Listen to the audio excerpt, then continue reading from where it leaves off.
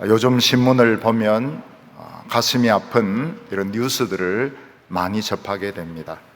그 중에 하나가 무엇인가 하면 코로나19가 4단계로 계속되면서 이 자영업자들이 견디지를 못하니까 많은 사람들이 지금 극단적인 선택을 하고 있는 것입니다.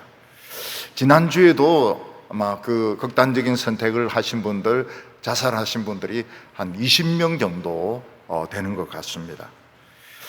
이들이 처음에는 참 이 작은 음식점이나 회사를 키워가지고 멋진 이 사업을 하려고 생각을 했는데 최저임금제가 도입이 되고 또 코로나가 퍼지면서 이 4단계가 계속 되니까 이 빚을 갚지 못해서 결국 이 사람들이 극단적인 선택을 하게 되는 것입니다. 이것은 작은 교회들도 마찬가지입니다. 어떻게 이런 뜨거운 그 열정을 가지고 교회를 개척했지만은 이 코로나 확진 때문에 서울에서는 10명 이상 모이지 못합니다. 또 10% 이상 모이지 못합니다. 그러니까 아무리 이 목회자들이 열정이 있어도 교인들이 모이고 싶어도 못 모이는 것입니다. 그러니까 교회가 더 이상 이 월세를 낼 그런 형편이 안 된다, 그런 이야기들을 많이 하고 있습니다. 전에 아주 좋은 기업이 있었습니다. 기독교 정신으로 운영하는 좋은 이런 기업이 있었는데 그 기업에 어느 날 노조가 들어왔습니다. 그러면서 분위기가 완전히 바뀌게 되었는데, 그 전에는 그 회사에 가면 직원이나 손님이나 다 웃으면서 인사하고 그렇게 참 따뜻하게 되었는데, 노조가 들어오면서 텐트를 치고 막 24시간 북치고 장구치고 마이크 대놓고 욕을 하고 이러는 바람에 그 회사가 사느냐 죽느냐 하는 그런 위기에 처한 적도 있었습니다. 사실 괜찮은 기업인데 노조가 들어오면서 망해버린 기업들, 또 망해버린 병원들도 있습니다. 우리 교회의 어떤 성도님은 아기가 생기지 않아서 참 열심히 기도했는데 아기가 생겼습니다. 그래서 아기를 이렇게 잘 키우고 있는데 참 믿음이 정말 좋은 그 어머니가 갑자기 이 암에 걸리면서 돌볼 사람이 자기밖에 없으니까 학교 선생님 하다가 휴직하고 어머니를 혼자서 간호하고 간병했습니다. 우리 인생에는 보면 참 그런 대로 일이 잘 풀려가는 것 같다가 생각지도 못했던 어려움이 딱 생기면서 모든 것이 올스톱 돼버리고 불행에 빠질 때가 있습니다. 기도를 해도 병이 잘 낫지 아니하고 믿음도 아무 소용이 없는 것 같고, 이럴 때 예수 안 믿는 사람들은 참 그 사람 운이 없다 이렇게 이야기하는데, 예수 믿는 사람들은 운이 없다는 소리를 할 수가 없거든요. 기도하면 다 된다고 했는데, 믿음은 능치 못한 것이 없다고 했는데, 어떻게 내 인생이 잘 풀려가다가 이런 고비를 딱 만나는 바람에 브레이크가 잡혀가지고 더 이상 꼼짝달싹 못하는 그런 경우가 굉장히 많은 것입니다. 그럴 때 우리는 어떻게 해야 이 고비를 넘길 수 있고, 우리가 어떻게 하면 이 위기를 극복하며 이 뜨거운 신앙을 되찾을 수 있느냐 하는 것이 우리의 과제인 것입니다. 오늘 첫 번째로 보면 위기에 빠진 이 엘리사의 신앙을 보게 됩니다. 엘리사는 어느 날 갑자기 선생이신 엘리야가 하늘로 올라가는 바람에 엘리야의 책임을 다 떠맡게 되었습니다. 엘리사는 막 좌충우돌하면서 좌우간 하나님의 일을 했습니다. 베델로 올라가다가 그 나쁜 청년들이 막 대머리를 하면서 꺼지라고 이렇게 할 때 막 화가 나서 저주하는 바람에 곰 2마리가 나와서 청년들 42명을 막 물어 죽이는 참사가 벌어지기도 합니다. 이 선지자가 해야 되는 것은 죽은 사람을 살려야 되는 것인데 아무리 뭐 욕을 했기로서니 멀쩡하게 살아있는 청년들 42명이 그냥 곰에게 물려서 다 죽어버린 것입니다. 근데 엘리사에게는 그 장점이 하나 있었는데, 그 장점이 무엇인가 하면 아무리 생각해도 말도 안 되는 그 영감을 믿는 것입니다. 그리고 그 영감을 다른 사람에게 설교할 수 있는 이런 믿음을 가지고 있었습니다. 말도 안 되는 것을 설교할 수 있는 이런 믿음을 엘리사는 가지고 있었습니다. 그 중에 하나가 무엇인가 하면 이스라엘과 유다와 에돔 왕이 연합을 해가지고 모압을 칠 때 7일 동안 행군을 했지만 그들은 물을 구하지 못했습니다. 이제 그들은 물이 없어서 진짜 망하게 되었고 죽게 되었을 때 엘리사가 가까이에 있다는 소식을 듣게 되었습니다. 엘리사는 막 사람들의 소음이 너무 시끄러우니까 그 소음을 차단하기 위해서 금고를 연주하게 하고 하나님의 음성을 들으려고 애를 씁니다. 그때 그의 머릿속에 어떤 영감이 떠오르는가 하면 이 골짜기의 구덩이를 많이 팔면 된다, 이런 데 영감이 생기는 것입니다.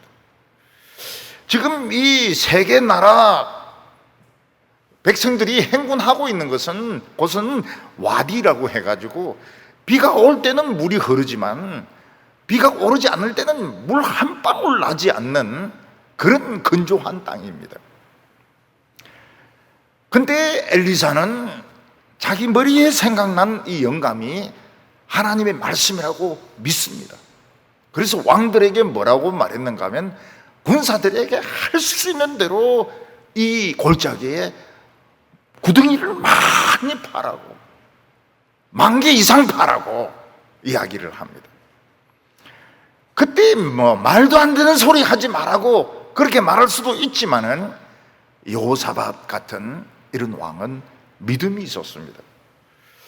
그래서 그 사람도 참 웃기는 게 말도 안 되는 이 말을 믿습니다. 그래서 군사들에게 명령을 하기를 이 골짜기에 구덩이를 할 수 있는 대로 많이 파라, 한 수만 개 정도 파라고 지시를 합니다. 그날 밤에 어디서부터 나왔는지 알 수 없는 맑은 물이 흘러나와 가지고 그 구덩이 수만 개에 물이 가득 채워져 있는 것입니다. 이스라엘 백성들, 유다 백성들, 에돔 백성들은 이 물을 마시고 전쟁에서 이기게 됩니다. 이게 엘리사의 장점이었습니다. 엘리사의 장점은 자기에게 떠오르는 이 영감이 말도 안 되는 것이, 거의 말도 안 되는 것입니다. 그렇지만은 하나님의 말씀으로 믿는, 또 전파할 수 있는 용기가 있었던 것입니다. 다른 하나는 이제 선지자의 이 학생 부인이 엘리사를 찾아와 가지고 자기 남편이 참 하나님을 잘 믿으려고 애쓰는 사람이었는데 병으로 죽었다는 것입니다. 근데 죽으면서 남긴 것이 유산은 하나도 없고 빚으로 약을 사고 빚으로 양식을 구하고 이러면서 부채만 잔뜩 남겨놓고 죽었는데, 이 빚을 갚을 길이 없어서 이 채주들이 와서 나의 2 아들을 종으로 잡아가서 팔려고 한다는 것입니다. 그 엘리사도 무슨 방법이 있습니까? 엘리사도 돈을 가지고 다니는 사람이 아닌데 나도 방법이 없다 이랬는데 영감이 떠오릅니다. 무슨 영감이 떠오르면 말도 되지도 않는 영감입니다. 이 여자로 하여금 빈 그릇을 많이 빌리게 해가지고 그 한 병 있는 기름을 한번 부어보도록 하자. 부어라. 그래서 엘리사는 말도 되지도 않는 그 영감을 하나님의 뜻으로 생각하고 이야기를 합니다. 지금 당장 가서 아이들하고 같이 빈 그릇을 할 수 있는 대로 많이 빌리라. 그리고 거기에 한 병 있는 기름을 부으라고.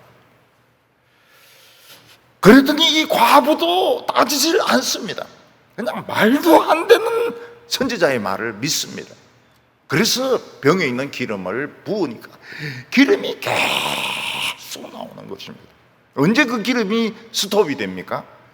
빈 그릇이 없을 때, 그 이상 빈 그릇이 없을 때 기름이 스톱이 되었습니다. 엘리사는 그 기름을 팔아서 빚을 갚고 그 기름을 팔아서 생활을 하라, 이렇게 이야기를 함으로써 그 선지자 학생의 그 부인은 어려움이 해결되었습니다. 그리고 그 뒤에 엘리사는 수넴 지역에 하나님의 말씀을 전하러 갔는데 거기에 아주 그 참 믿음이 좋은 그 여성이 있어서 귀한 대접을 받게 됩니다. 갈 때마다 강권해가지고 엘리사에게 자기 집에서 식사를 하자고 합니다. 그리고 그게 이제 부족하니까 담 위에다가 다락을 지어가지고 이 선지자가 왔을 때 거기서 잠도 자고 묵상도 하고 쉴 수 있도록 그런 공간을 마련해 주었습니다.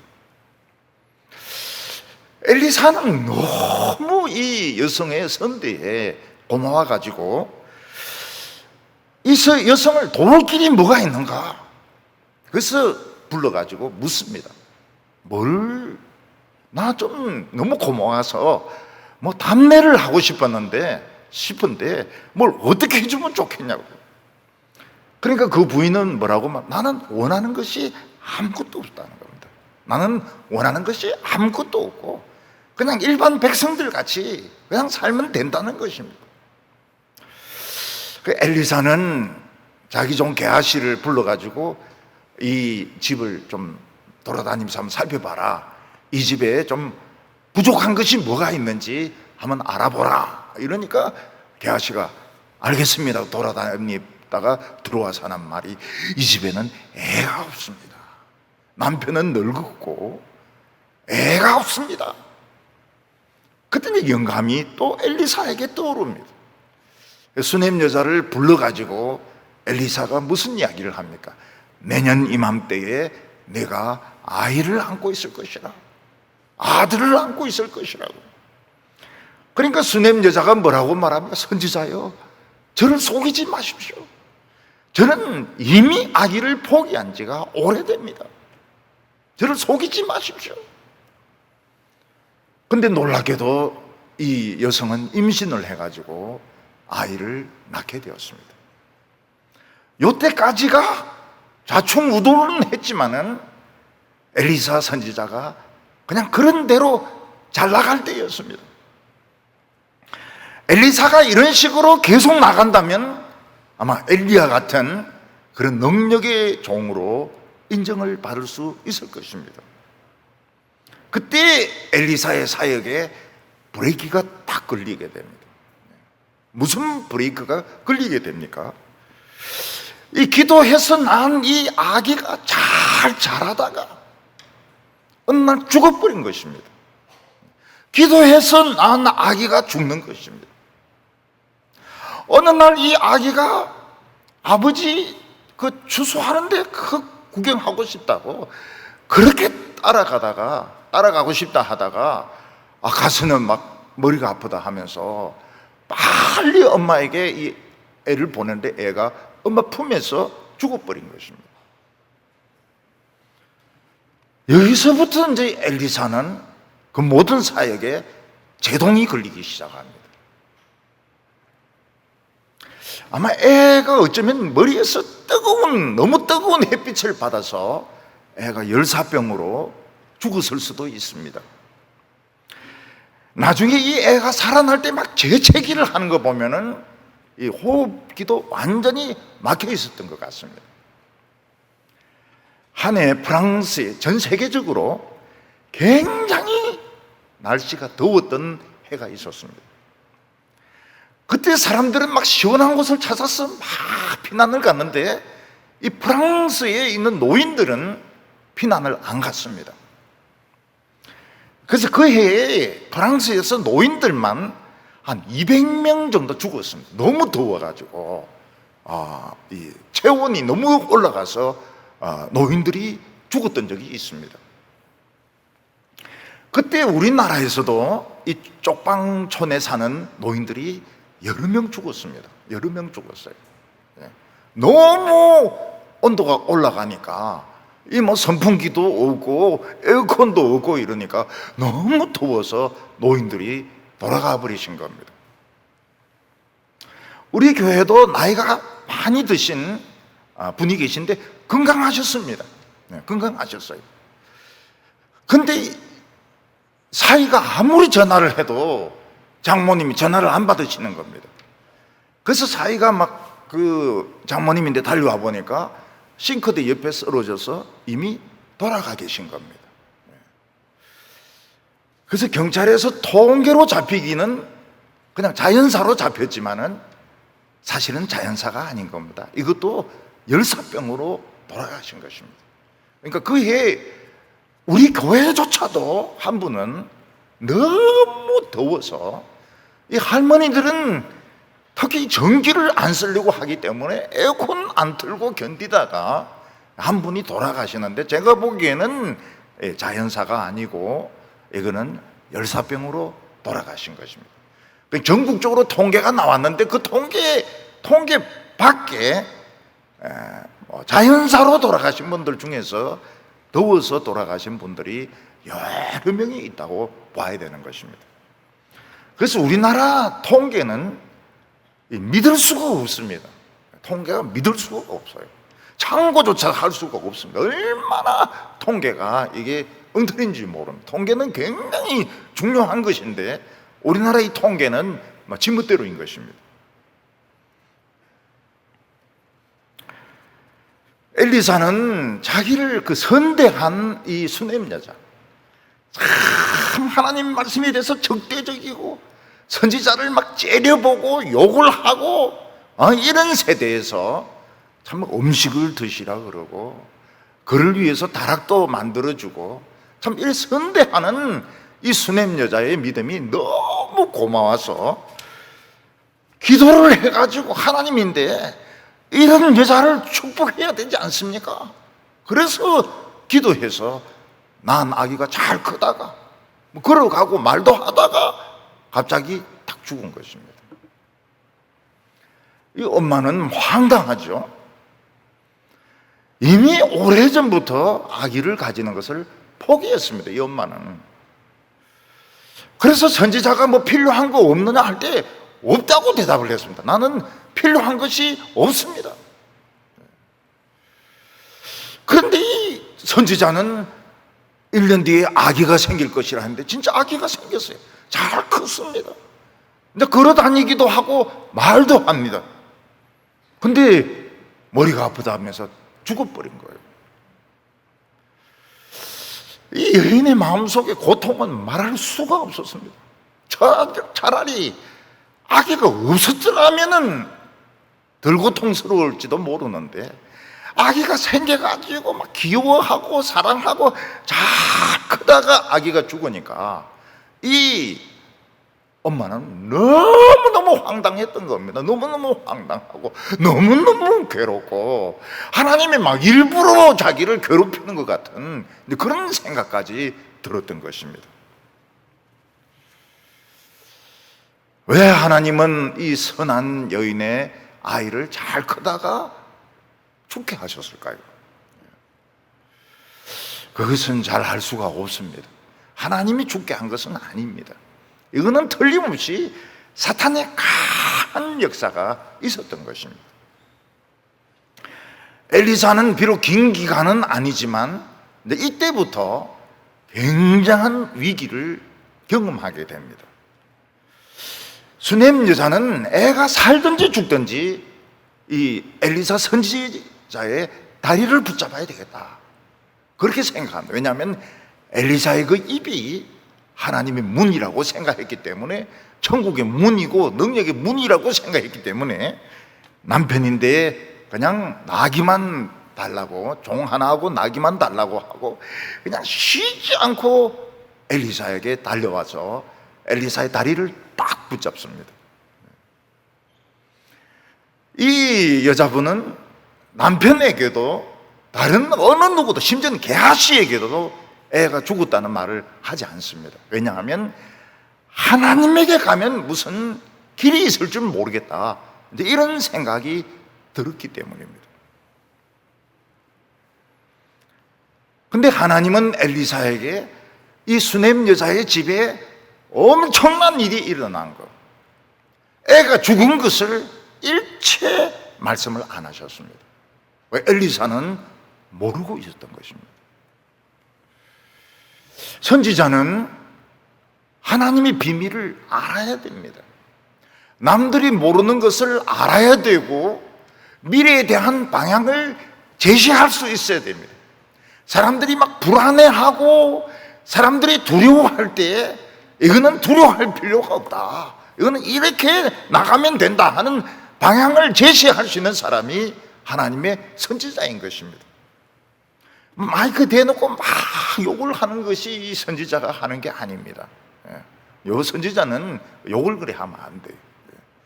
선지자는 남이 모르는 비밀을 알아야 되고 그리고 방향을 제시할 수 있어야 됩니다. 근데 하나님은 엘리사에게 일체 말씀을 안 하셨습니다.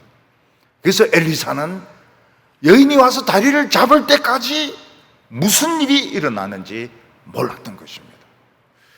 그래서 게하시가 어디에 우리 선생님 발을 잡느냐고, 여자인데 막 손 떼라고 이렇게 할 때 엘리사가 뭐라고 말합니까? 하나님은 나에게 말씀 안 하신 것이 있다는 거예요.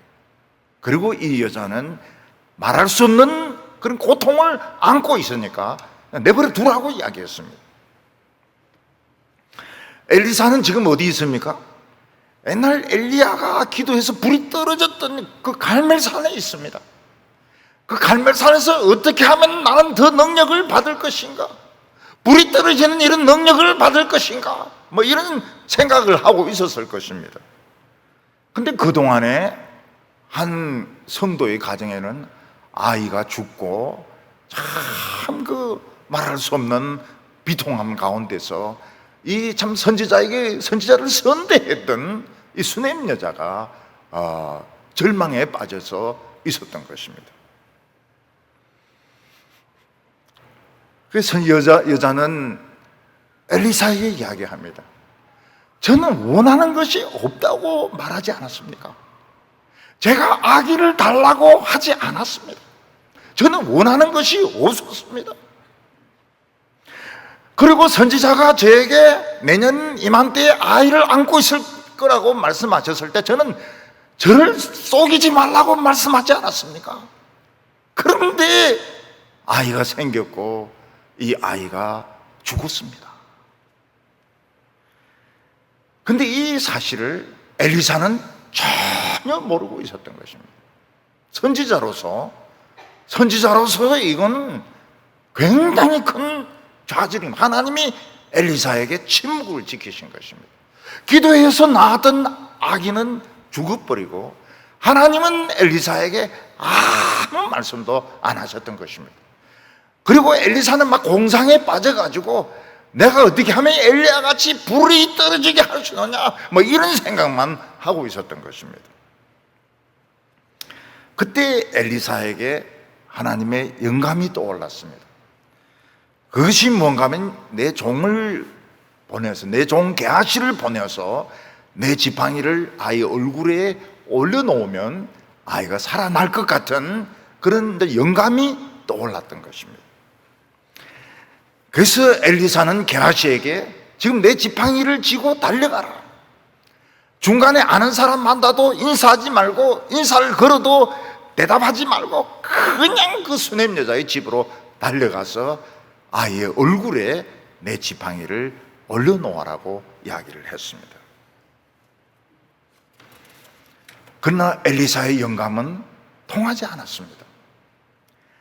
게하시가 엘리사의 말대로 열심히 달려가서 중간에 아무하고도 인사하지 않고 그냥 달려가서 아이의 얼굴에 이 엘리사의 지팡이를 올려놓았지만 아이는 살아나지 않았습니다.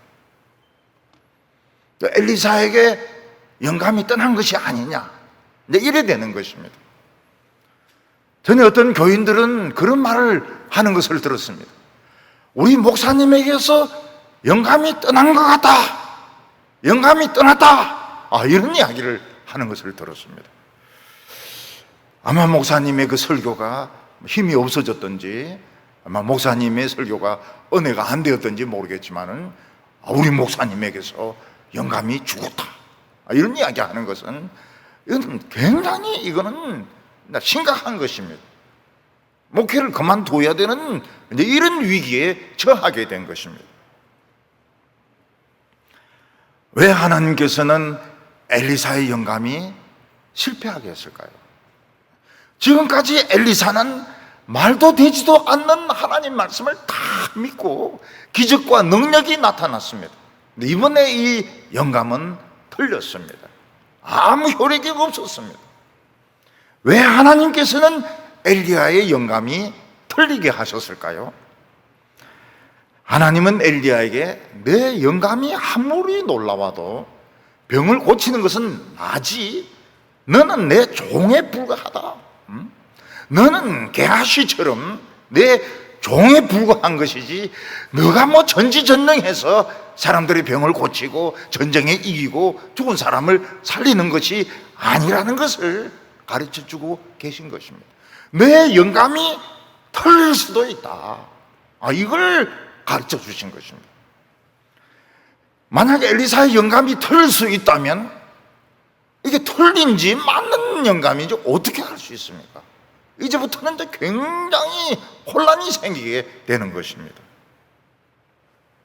지금 엘리사는 엘리야가 막 불이 떨어졌던 그 갈멜산에서 어떻게 하면 더 능력을 받을 수 있을까, 이걸 생각하고 묵상하고 있는데, 엘리사가 생각할 것은 그 불 떨어지는 것이 아니고 지금 그 수넴 여자의 가정에 어려움이 생긴 것을 생각을 했어야 되는 것입니다. 때로는 우리가 이 세상을 그냥 잘 살았습니다. 잘 살았어요. 일이 잘 풀렸어요. 근데 어느 한순간 탁 브레이크가 잡히면서 그때부터는 막 내리막길로 떨어질 때가 있습니다. 직장에서도 나오게 되고, 그리고 막 암이 생기게 되고, 그리고 막 파산을 하게 되고, 기도를 아무리 해도 기도가 먹혀들지 않고 신앙도 소용이 없는 이런 위기를 겪게 되는 것입니다. 하나님은 그것을 통해서 우리에게 뭐라고 말씀하십니까? 오늘까지 우리가 살아온 것이 내 힘이 아니라는 것입니다. 하나님이 능력을 주셔서 살아온 것이고, 하나님이 능력을 주셔서 공부를 한 것이고, 하나님이 능력을 주셔서 기도가 응답이 된 것이지 너 건 아무것도 없다는 것입니다. 그리고 엘리사에게 넌 막 엘리야를 흉내 내려고 그렇게 하지 말고, 엘리야는 엘리야고 너는 다른 사명이 있다는 거예요. 그거는 바로 이 치열한 영적 전투 가운데서, 영적인 전쟁 가운데서 성도들이 살아남게 하는 것이 엘리사의 사명이었던 것입니다. 그래서 하나님께서는 엘리사가 기도해서 낳았던 아이를 죽도록 내버려 주셨습니다. 굉장히 강한 사탄이 덤벼들어서 이 아이를 죽게 했던 것입니다. 그리고 하나님은 엘리사에게 아무 말씀도 하지 아니하셨습니다. 침묵하셨습니다. 하나님이 침묵한다는 것보다 더 무서운 것이 없습니다. 그리고 엘리사의 영감은 효력이 없었습니다. 약발이 떨어진 것입니다. 영감이 죽은 것입니다. 엘리사가 시킨 대로 게하시는 했지만 아이는 살아나지 않았습니다. 이때가 엘리사의 삶에 있어서 굉장히 큰 위기였습니다. 엘리야가 농사를 짓다가 선지자로 부름받은 것도 위기고, 대머리여 대머리여 꺼지라 할 때 막 곰이 나타나가지고 애들 물러 죽인 것도 그것도 큰 사건이죠. 그런데 이제는 엘리사의 영감이 통하지 않게 된 것입니다. 하나님이 엘리사에게 침묵을 지키고 계신 것입니다. 그러면 하나님은 엘리사를 지금 버리려고 하고 있는 것입니까? 하나님은 엘리사를 포기하려고 하고 있는 것입니까? 이때 엘리사는 제일 큰 위기를 겪고 있었습니다. 근데 엘리사에게는 장점이 있었습니다. 그 장점이 무엇인가 하면 내가 지금까지 행한 거 내 거 아니다. 이는 하나님이 행하신 것이라는 걸 믿는 믿음이 있었습니다. 그리고 내 영감이 틀릴 수도 있다. 틀리고 막 창피를 당하고 사람들에게 침뱉음을 당하고 돌로 던져도 그럴 수도 있다는 이런 믿음을 가지고 있었던 것입니다. 그래서 엘리사는 게하시에게 시켰던 그 영감이 응답되지 않았을 때 놀라지 않았습니다. 계속 하나님의 말씀을 기다렸던 것입니다. 그때 하나님은 새로운 영감을 주셨습니다. 이 영감이 틀린 영감일 수도 있습니다. 그렇지만 엘리야는 믿습니다. 너가 가라. 너가 직접 가라. 그래서 엘리야는 그 수넴 여자의 집으로 직접 갑니다. 가보니까 자기가 있던 누워 자던 침대에 아기를 눕혀놨는데 아기는 몸이 굳어 있고 아주 사나하게 죽어 있는 것을 보게 되었던 것입니다. 엘리사는 아이의 눈에 자기의 눈을 맞추고 아이의 입에 자기 입을 맞추고 아이의 손을 자기 손에 붙잡고 그리고 간절하게 기도했습니다. 하나님, 이 사탄의 역사를 물리쳐 주시고, 얼마나 강한 사탄이 이 아이의 생명을 뺏어갔는지 모르겠지만 하나님, 이 아이를 살려주십시오. 그렇게 간절하게 기도를 했습니다. 근데 그 기도가 효력이 없었습니다. 아이는 살아나지 않았습니다. 단지 몸만 조금 따뜻해졌을 뿐입니다. 그러면 애가 살아나지 못한다면 조금 따뜻해다가 씻고 그리고 애는 죽는 겁니다. 그러니까 엘리사가 두 번째 하나님의 그 영감의 말씀을 듣고 왔지만 애는 살아나지 못했습니다. 그냥 몸만 조금 미지근하다가 그냥 만 겁니다. 이것은 마치 엘리야가 3년 반 동안 비가 오지 않던 그 이스라엘 위해서 6번 기도했지만 아무 소용이 없었습니다. 7번째 기도했을 때 손바닥만 한 그런 구름이 떠오른 것과 같습니다. 엘리사는 아기를 위해서 간절하게 엎드려서 기도했지만 애는 그냥 몸만 약간 미지근해지고 그냥 마는 겁니다. 그러면 애 이제 몸이 또 식어지고 죽을 것입니다. 엘리사가 하나님의 두 번째 영감의 말씀을 듣고 달려와서 눈에 눈을 맞추고 입에 입을 맞추고 손을 잡고 기도한 결과는 실패였습니다. 조금 애가 몸이 따뜻해지려고 하다가 많은 것이었습니다. 시간이 지나면 이 아이의 몸은 싸늘해질 것입니다. 그리고 이 아이는 진짜 지금 죽어 있는데 앞으로 더 확실히 죽을 것입니다. 근데 저는 목회를 이렇게 많이 하면서 교인이 막 굉장히 열이 나다가 열이 더 올라가지 않을 때 하나님의 능력이 임한 것으로 봅니다. 그리고 굉장히 아프다가 허리나 몸이 굉장히 아프다가 좀 덜 아픈 것을 하나님의 치료가 임한 것으로 봅니다. 그리고 막 경제적으로 진짜 어려웠다가 그냥 어려움은 계속되는데 덜 어려워지는 것만 해도 하나님의 능력이 임한 것으로 봅니다. 교인들에게 그렇게 이야기합니다. 우리가 그냥 아프다가 그냥 바로 쫙 정상으로 올라가는 것이 아니고, 근데 이렇게 하다가 좀 평행선을 유지하다가 낫는 거라고.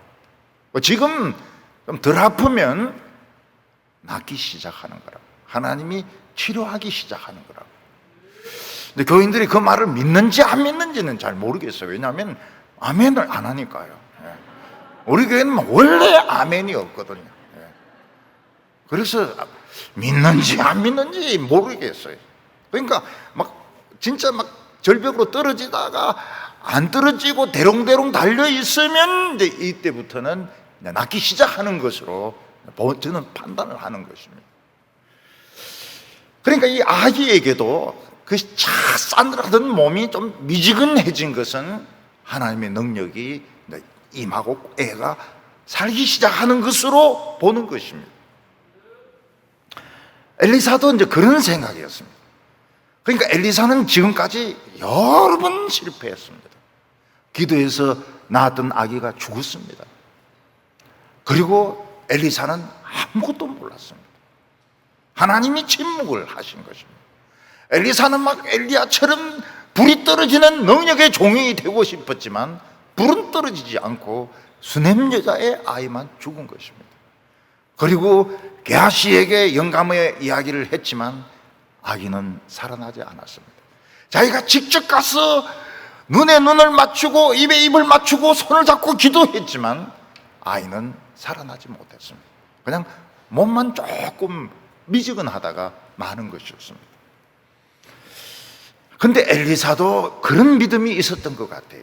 무슨 믿음인가 하면 이 애가 조금 따뜻해진다는 것은 하나님이 치료하고 계신다, 이런 믿음을 가지고 있었던 것 같아요. 그래서 아직 아이가 살아나지 못했지만은 좀 휴식을 취하면서 막 좀 팔도 막 이렇게 흔들고 걷기도 하고 손도 막 좀 쉬고, 그래가지고 이제 좀 다시 이제 자기 자신을 이제 정비를 한 것입니다. 내가 지금 좀 더 집중을 해야 되겠다. 그래서 숨도 쉬고 막 팔도 폈다 뻗었다 이렇게 하고 다리도 막 좀 움직이고, 그리고 이제 두 번째로 아이 위에 엎드립니다. 그래서 눈에 눈을 맞추고 입에 입을 맞추고, 아마 그러면서 애의 입에 숨을 막 불어넣어 준 것 같아요. 훅 하면서 숨을 불어넣어 주었습니다. 가끔 병원에 보면 응급 환자들이 막 오는데 숨을 안 쉬는 경우가 있습니다. 그럼 막 수술실로 가는데 의사 하나가 그 이동 침대에 올라탑니다. 올라타가지고 막 그 심폐소생술을 하고, 그래도 심장이 안 뛰면 입에 대놓고 막 바람을 불고 막 그래가지고 어떻게 하든 응급실에 들어가기 전까지 숨을 쉬게 하려고 합니다. 엘리사가 그 한 것이 바로 그것입니다. 애 위에 올라타가지고 모든 사탄의 공격을 자기 등으로 막고 애의 눈과 입을 맞추고 바람을 불어넣어주면서 이 애를 살리려고 손을 잡고, 애의 손을 잡고 막 기도를 한 것입니다. 엘리사는 3번 실패했습니다. 그런데 드디어 하나님의 영감이 효력을 나타나기 시작했습니다.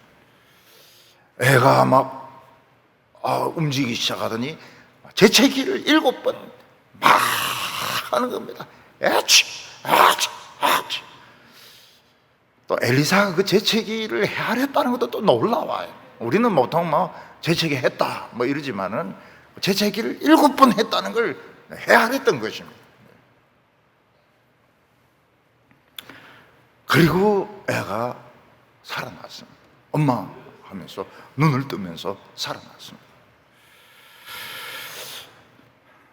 엘리사는 게하시를 불러가지고 엄마 데리고 오라고.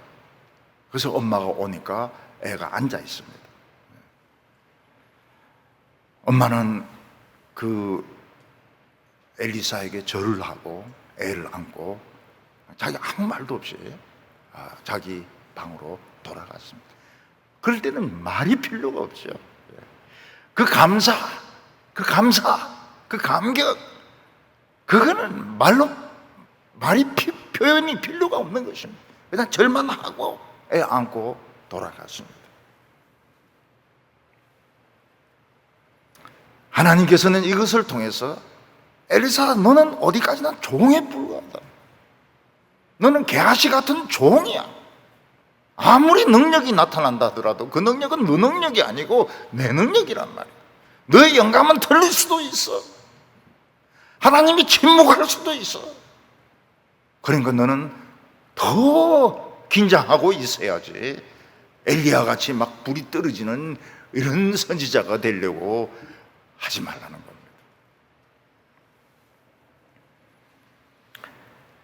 엘리사의 장점이 무엇입니까? 말도 되지도 않는 하나님의 말씀을 믿고 전하는 것입니다. 아마 요즘 교인들 같으면은 굉장히 반발이 셀 것 같아요. 말도 안 되는 하나의 말씀을 전하면은 이게 뭐 목사님 미쳤나? 정신이 나갔나?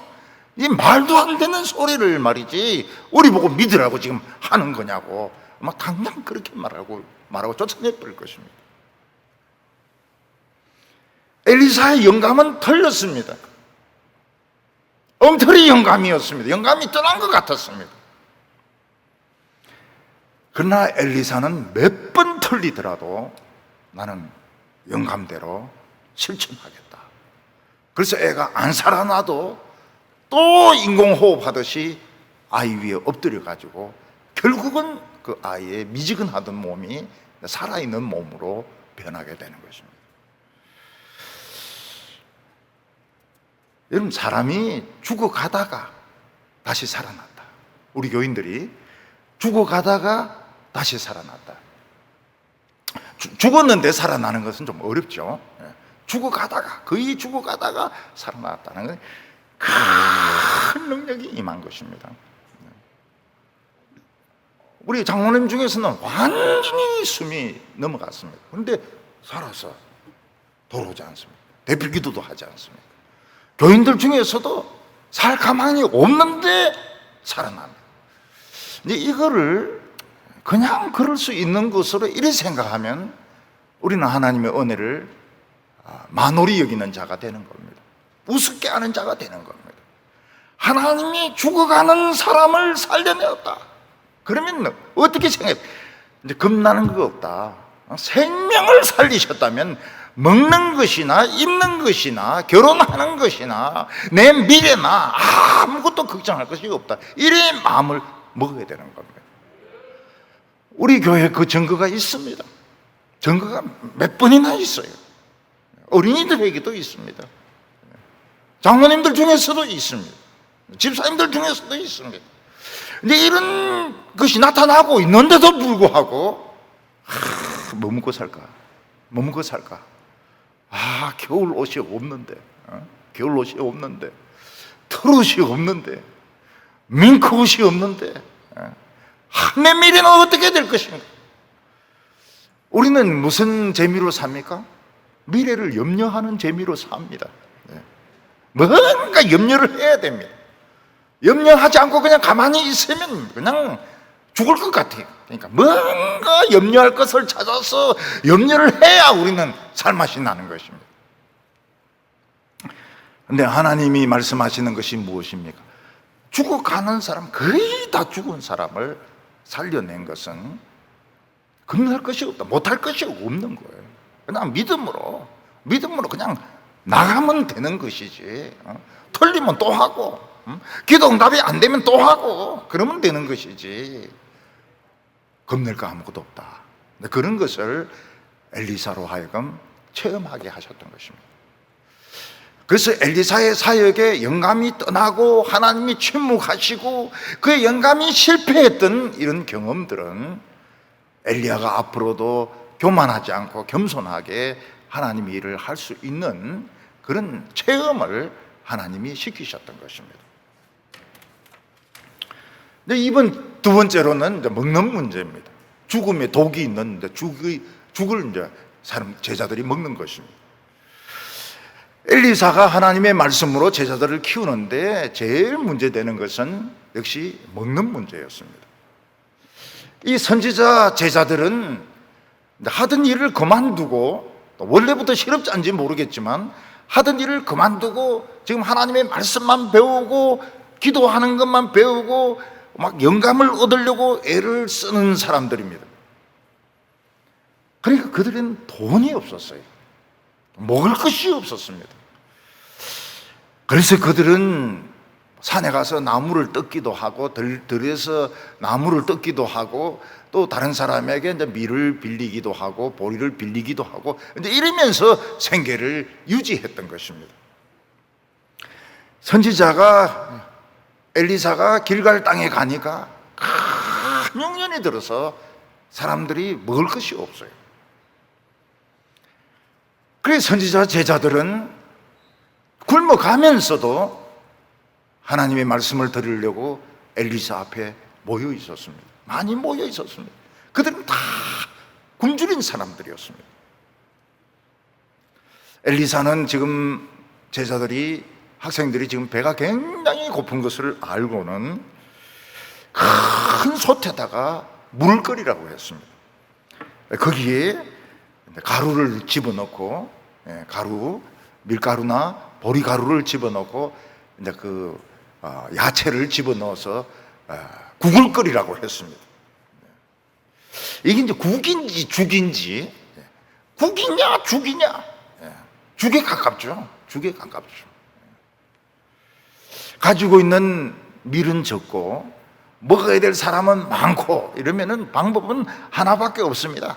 이런 큰 죽을 끓여가지고 전부 한 숟가락씩 퍼먹는 겁니다. 야채하고. 그러면 안 먹는 것보다는 훨씬 낫죠. 옛날에 저희들은 그런 식으로 해서 살았던 것입니다. 제가 어렸을 때 어머니가 주로 끓이는 것이 갱죽입니다. 갱죽. 이제 밥은 적고 쌀은 적고 이러니까 솥에다가 그 밥이나 쌀을 넣고 그리고 물을 잔뜩 부은 뒤에 이제 김치나 야채를 집어넣고 막 끓입니다.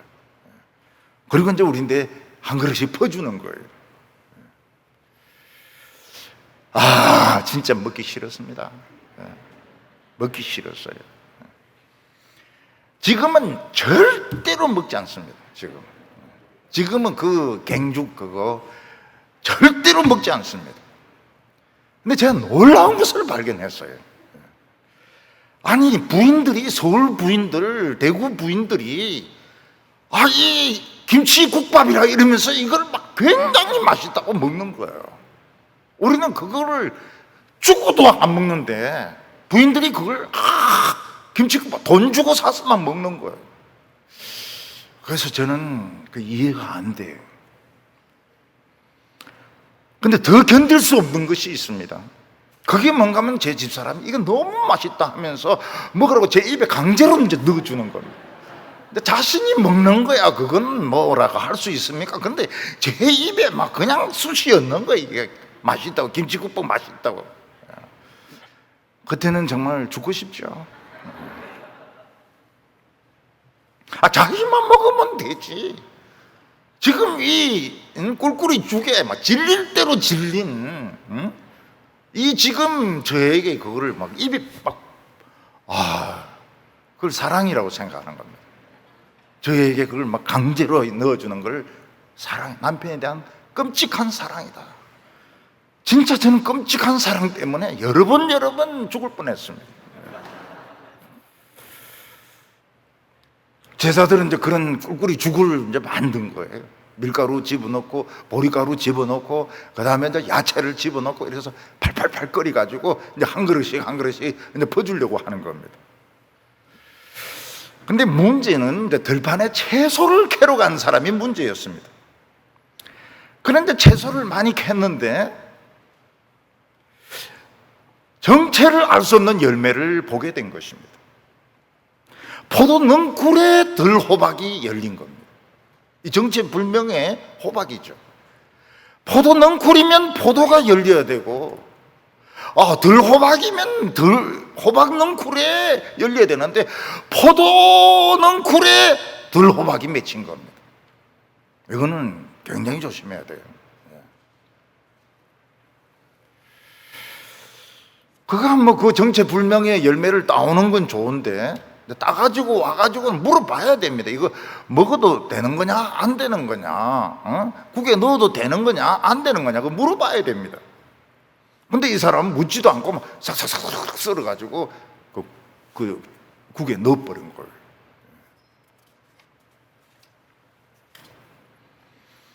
근데 그 들호박은 독이 있는 호박이었습니다. 호박도 아니고 정체불명의 열매인데 독이 있는 것이었습니다. 그거 먹으면 사람이 토사광난을 하고 죽을 수도 있는 그런 열매였던 것입니다. 그래서 자기 땅에는 죽을 맛있게 끓인다고 끓였지만 사실은 독을 집어넣은 겁니다. 저희들이 어렸을 때 보면 산에 가서 막 까마중도 따먹기도 하고 뭐든지 막 솔잎, 이 껍데기도 막 벗겨가 먹기도 하고 막 이러니까 어머니가 우리를 교육을 시킵니다. 먹을 수 있는 것과 먹을 수 없는 것. 제일 조심하라는 것이 독버섯입니다. 독버섯. 독버섯은 참 색깔이 좋지만 그거 먹으면 죽는다. 먹을 수 있는 버섯은 못생긴 버섯이다. 이쁘게 생긴 버섯은 독버섯이니까 먹어서는 안 된다고 말하고, 그리고 뱀딸기도 먹어서는 안 된다고 이야기를 하고, 엄마가 이제 그런 교육을 시켰던 기억이 나요. 이 선지자 생도들, 선지자 제자들은 뭣도 모르고 그 큰 솥에 끓여놓은 그 죽을 이제 퍼가지고 막 먹기 시작하는 거예요. 근데 이제 죽이 이제 이상한 거예요. 색깔도 좀 푸르스름하고 냄새도 좀 고약하고, 그리고 그 먹은 사람들 막 배가 아파가 막 토하고 뒹굴고 막 이러는 겁니다. 그때 뭘 아는 그 제자가 뭐라고 말합니까? 선생님, 지금 이 안에 독이 들어 있습니다. 이 죽은 죽음의 죽입니다. 독의 죽입니다. 지금 우리는 이걸 먹으면 다 죽습니다. 그리고 지금 먹은 사람도 지금 굉장히 그 치료가 필요하다는 거예요. 엘리사는 뭘 체험을 했습니까? 3번 영감에 실패하고 죽은 아이가 살아나는 체험을 했습니다. 사람이 살아났는데 겁날 것이 뭐 있습니까? 엘리야에게 하나님의 영감이 떠올랐습니다. 그 죽에다가 가루를 더 집어넣으라는 겁니다. 가루를 뭐 밀가루인지 보리가루인지 더 집어넣으라는 겁니다. 이미 독이 지금 퍼져 있는 죽에 가루를 넣는다고 해서 이게 먹을 수 있는 것이 될 수 있습니까? 이거는 가루만 허비하는 것이고, 이거는 결국 버려야 되는 것입니다. 아깝지만 다 버려야 되는 것이고, 그 아픈 사람들은 뭐 피를 뽑든지 뭐 이런 식으로 해서 응급처치를 해야 됩니다. 옛날에는 이 환자 치료하는데 제일 중요한 방법이 피를 뽑는 것이었습니다. 그래서 피를 빼주고 돈을 받습니다. 의사들이 피를 빼주고 돈을 받아요. 독을 뺀다고 해가지고요. 지금 이 솥에 있는 이 죽은 버려야 됩니다. 그리고 막 지금 토사광난하고 있는 이런 사람들은 피를 뽑아줘야 됩니다. 근데 엘리사에게 영감이 든 것은 뭡니까? 가루를 더 집어넣어라. 가루를 더 집어넣는 것은 가루를 허비하는 것입니다. 이건 도저히 논리적으로 말이 안 되는 것입니다. 근데 제자들도 믿음이 생겼습니다. 제자들도 선지자의 말도 안 되는 영감을 믿죠.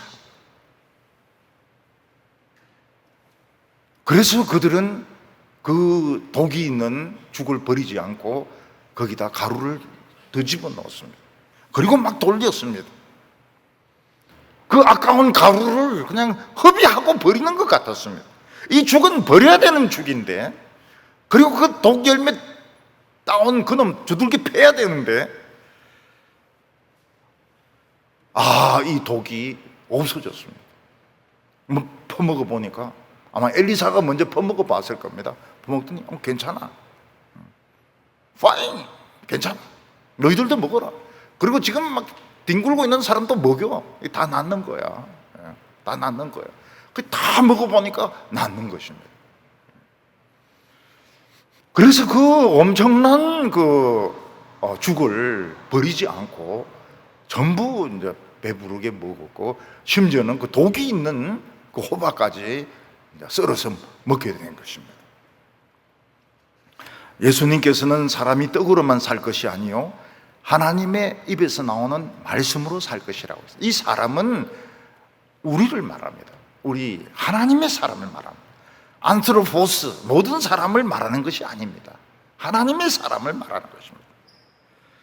우리에게 하나님의 말씀이 있다면 죽을 사람도 살고, 독이 있는 음식도 변하게 되고, 길도 그냥 막힌 길도 열리게 되는 것입니다.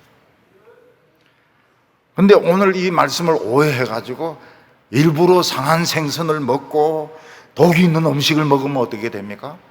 그에게 합당한 대가를 치르게 될 것입니다. 응급실에 가가지고 한 일주일 정도 그렇게 있어야 될 것입니다. 우리 부교육자 중에서 저 몰래 3명이 이제 개고기를 먹으러 갔습니다. 이게 보고를 하고 가야 되는데 그냥 보고도 안 하고 그냥 한 명이 우리 좀 힘이 없는 것 같지 이러면서 2명을 좀 데리고 그 개고기 집으로 갔습니다. 2명이 이제 토사관난을 만난 거예요. 1명은 안 생기고, 2명은 손잡고 링게를 꽂고 그 병원 응급실에서 이제 같이 누워 있었습니다. 제가 그랬습니다. 그거 앞으로 먹으러 갈 때는 꼭 메인데 이야기하고 가. 요새 개들은 말이지 항생제를 많이 맞아가지고 감기도 막 뚝뚝 났는데 그냥 개 먹은 항생제가 자기 속에 들어오니까. 또 어떤 사람은 개고기를 하지만 늑대고기도 있는데 그거만 달만 보면 짖는다는 거예요. 그래서 그때 부교육자들이 참 깊이 회개했습니다. 이기적으로. 담임 목사 몰래 하는 게 안 된다니까. 결국은 알게 된다는 거예요. 왜냐하면 토사광난을 하고 응급실에 둘이 손잡고 있으니까. 그 둘이 왜 안 보이냐 이러니까 응급실에 둘이 손잡고 있습니다. 왜 그러냐, 같은 개고기 먹고 지금 저러고 있습니다. 그래서 일부러 독이 있고 이런 거를 먹으면 안 됩니다. 아무리 믿음이 좋아도 일부러 독이 있는 걸 먹으면 안 돼요. 그래서 상한 음식은 냉장고를 믿는 게 문제예요. 냉장고가 이게 0도가 아닙니다. 냉장고가 7도나 8도 이래 되는데, 냉장고를 너무 믿고 냉동실도 너무 믿고 그 안에 고기도 그냥 1년 동안 넣어두고 그 안에 그 생선도 한 달 넣어두고 전부 게으른 여자가 받는 심판을 받게 되어 있습니다. 냉동실도 믿으면 안 돼. 냉동실도 1년 동안 고기를 얼려 놓으면 그거 상합니다. 바이러스가 생겨요. 그래서 여성들은 부지런히 냉장고를 비워야 됩니다. 냉장고를 부지런히 치워야 됩니다. 근데 너무 가난해서 먹을 것이 없어요.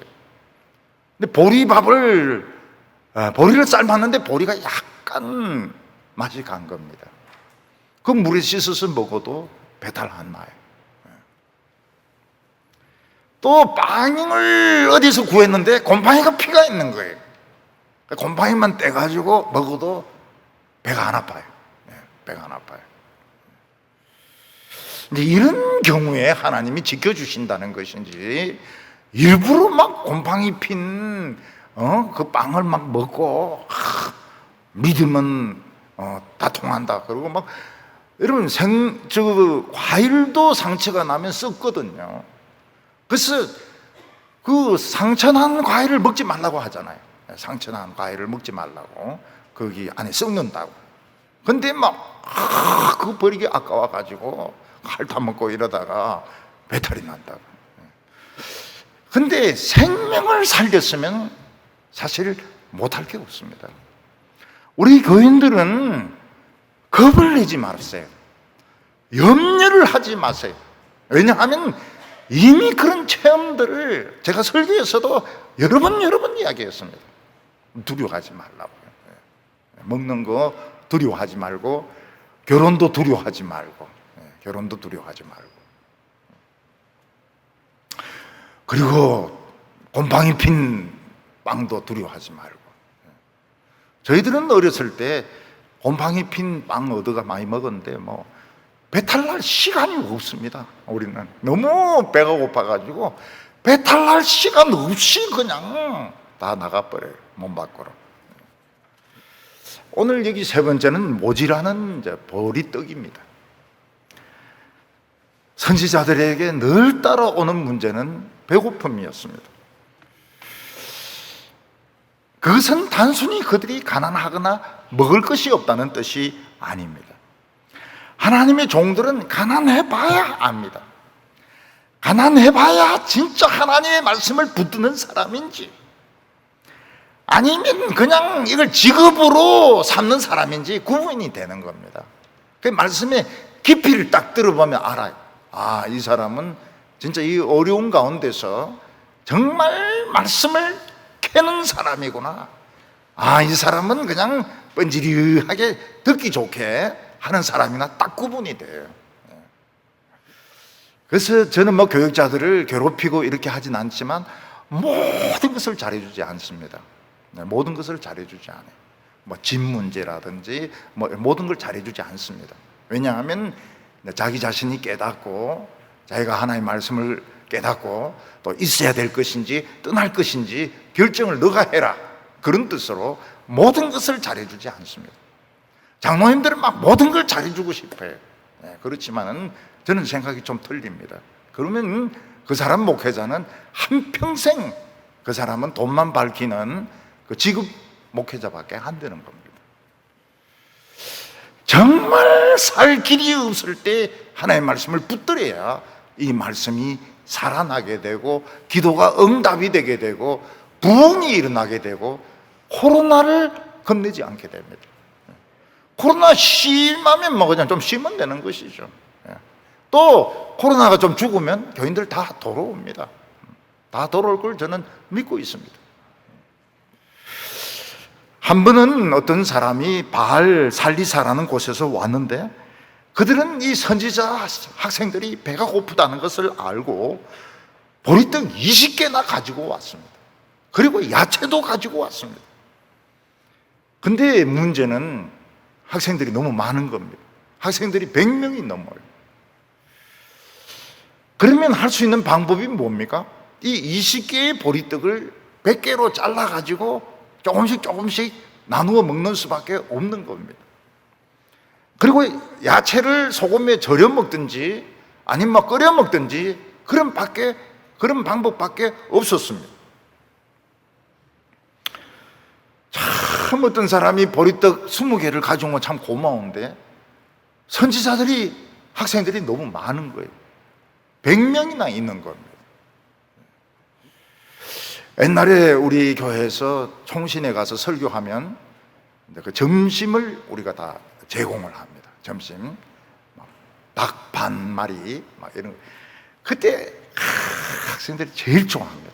어떤 물론 말씀 좋아하지만 이런 교회에서 찾아와 가지고 점심 식사를 무료로 쫙 제공해 줄 때 닭 반 마리 막 줄 때 신학생들 얼굴에서 막 굉장히 막 환하게 얼굴이 빛나죠. 제일 빛나는 학생은 누굽니까? 채플도 안 드리고 밥만 먹는 학생. 그 학생은 진짜 굉장히 기뻐해요. 예배도 빠졌는데 점심까지 공짜로 먹다니 얼마나 기쁜 일인가. 요즘은 그게 안 돼요. 왜냐하면 채플을 탁 카드로 체크하게 되어 있기 때문에 빠지면 딱 표시가 나게 되어 있습니다. 우리 때는 신학교가 그렇게 비인간적이지가 않았습니다. 뭐 카드 가지고 출석을 매기고 뭐 새벽기도 매기고 뭐 이런 거 없었어요. 하기 싫으면 안 하는 겁니다. 그래서 그때 학생들 중에서는 내일이 시험인데도 공부 안 하고 막 기도만 하는 사람이 있었습니다. 시험 잘 보게 해달라고. 되게 그런 학생들은 낙제를 면치 못했습니다. 그래, 지금 이제 이 보리떡 20개를 이제 100개로 나누어야 됩니다. 한 개를 5등분 해야 되는 것이죠. 그때 영감이 떠올랐습니다. 그 영감이 무엇입니까? 그냥 다 줘라는 거예요. 쪼개지 말고 그냥 다 줘라.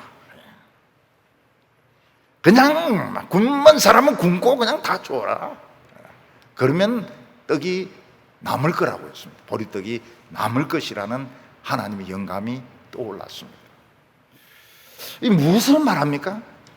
엘리사가 큰 참 선지자로서 위기를 겪고 난 뒤에 죽어내가 하면 살아나고 나서는 폭풍 같은 응답이 오는 겁니다. 무슨 기도를 드리든지 응답이 다 오는 겁니다. 폭풍 같은 이런 하나님의 응답이 오는 겁니다. 엘리사는 하나님의 영감을 알지 못했고, 하나님은 엘리사를 에게 침묵하셨고, 게하시를 보내었지만 죽은 아이는 살아나지 않았고, 또 자기가 영감에 따라서 아이를 엎드리고 아이 위에 엎드려서 기도했지만 아이는 살아나지 않았습니다. 그러나 엘리사에게는 믿음이 있었습니다. 난 바보니까 응답될 때까지 또 하나님 새로운 영감을 주시면 또 순종하는 거야. 그때 아기는 재채기를 하고 살아났습니다. 그리고 독이 뜬 죽도 죽이 치료가 되어버렸어요. 그리고 부족한 보리떡도 그냥 실컷 먹고 남았던 것입니다. 예수님께서는 보리떡 5개와 물고기 2마리로 5,000명을 먹이시고 12바구니를 남기셨습니다. 그래서 돈이 없어서 하나님의 일을 못한다, 그런 소리를 우리는 해서는 안 됩니다. 우리는 하나님을 믿어야 됩니다. 왜냐하면 하나님은 천재 중에 천재입니다. 저는 하나님보다 더 천재는 못 봤습니다. 저는 천재도 별로 못 봤지만은 천재 중에 천재는 더 못 봤습니다. 하나님은 천재 중에 천재이십니다. 하나님은 우리 인생을 얼마든지 폭풍처럼 그렇게 축복하시기를 원하시는 분이십니다. 그래서 하나님의 말씀을 들을 때에 흘려듣지 마시기 바랍니다. 교회에서 병든 사람이 치료되고 죽어가던 사람들이 살아날 때 이걸 흘려듣지 마시기 바랍니다. 이것을 하나님이 나에게 주시는 음성으로 듣고 이것으로 모든 염려를 이기고 승리하는 성도들 되시기를 바랍니다. 기도하겠습니다. 거룩하신 하나님 아버지, 오늘 저희들에게 하나님의 말씀을 들려주심을 감사합니다. 하나님은 우리에게 침묵하지 아니하시고 우리에게 염려하지 말라고 하시며 설사 우리의 믿음이 틀려도 두려워하지 말라고 말씀하셨습니다. 우리는 코로나를 두려워하고 미래의 문제를 두려워하고 있습니다. 그러나 죽어가는 성도들을 살리신 하나님, 우리에게 폭풍같이 응답해 주실 줄로 믿습니다. 오늘 저희들이 모든 염려를 다 버리게 하여 주시옵시고 내 인생 전부를 하나님께 몽땅 다 바치게 하여 주시옵소서. 예수님의 이름으로 기도하옵나이다. 아멘.